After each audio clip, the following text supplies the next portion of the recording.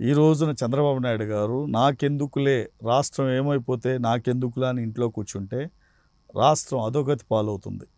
ప్రజలందరూ ఇబ్బందులు పడతారు. అంటే తెలుగు ప్రజలందరూ సుఖ సంతోషాలతో ఉండాలి. పూర్ టు రిచ్ అంటే పేదవాడు ఎప్పుడు పేదవాడిగా ఉండకూడదు. 2047 వచ్చేటప్పటికి పేదవాడు ధనవంతుడు అవ్వాలి. అంటే వాళ్ళ చేతుల్లో సంపాదన ఉండాలి, ఉద్యోగ కల్పన ఉండాలి. మనం పేదలకు పంచితే పేదవాడు ఎప్పుడు ధనవంతుడు కాడు, పేదవాడిగానే ఉండిపోతాడు.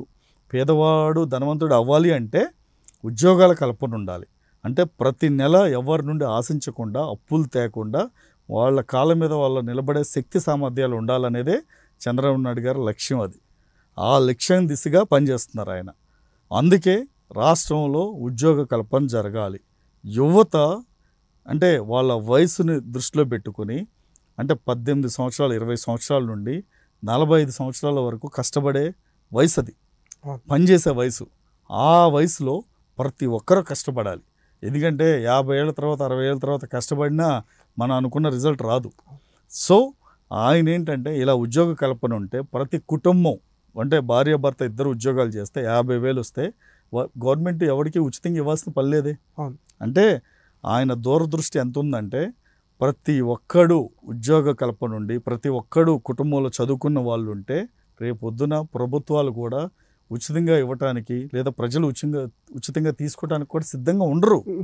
అప్పుడు ఇన్ఫ్రాస్ట్రక్చర్ డెవలప్ అవుతుంది.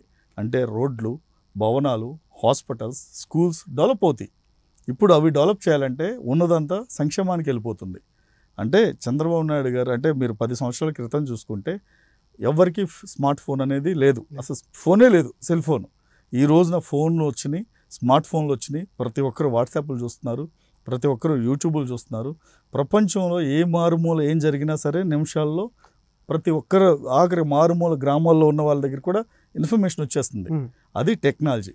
ఈ టెక్నాలజీ యుగంలో ప్రతి ఒక్కరూ సోమరిపోతులుగా సోమరితనం ఉండకుండా ఉండాలి అంటే ఉద్యోగ కల్పన ఉండాలి. ఉద్యోగాలు రావాలి అంటే కంపెనీలు తీసుకురావాలి.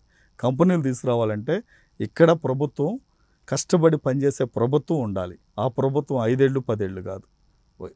ఒకే ప్రభుత్వం ఒక 20 ఏళ్ళు ఉంటే డెవలప్మెంట్ ఏంటో కనపడుతుంది, ప్రజలకు కనిపిస్తుంది, ప్రజలకి విశ్వసనీయత పెరుగుతుంది. వచ్చిన కంపెనీలకు కూడా ప్రభుత్వ పనితీరు నచ్చి రేపొద్దున వాళ్ళు ఇక్కడే ఉపాధి అవకాశాలు ఇక్కడ ఇవ్వటానికి కంపెనీలు ఎక్కువ పెడతారు.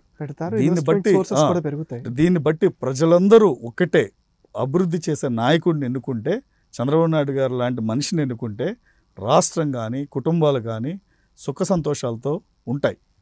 ఆ విధంగా ప్రజలందరూ ఆలోచించి రేపు రాబోయే 20 ఏళ్ళు తెలుగుదేశం పార్టీకి గనక విజయాన్ని అందిస్తే రాష్ట్రం ఇప్పుడు ఆల్రెడీ జగన్మోహన్ రెడ్డికి 5 ఏళ్ళు ఇస్తే 20 ఏళ్ళు వెనకపోయింది కదా.